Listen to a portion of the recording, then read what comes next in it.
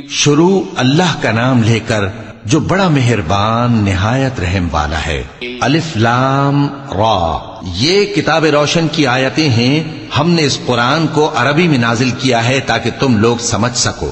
اے پیغمبر، ہم اس قرآن کے ذریعے سے جو ہم نے تمہاری طرف بھیجا ہے تمہیں ایک نہایت اچھا قصہ سناتے ہیں، اور تم اس سے پہلے بے خبر تھے۔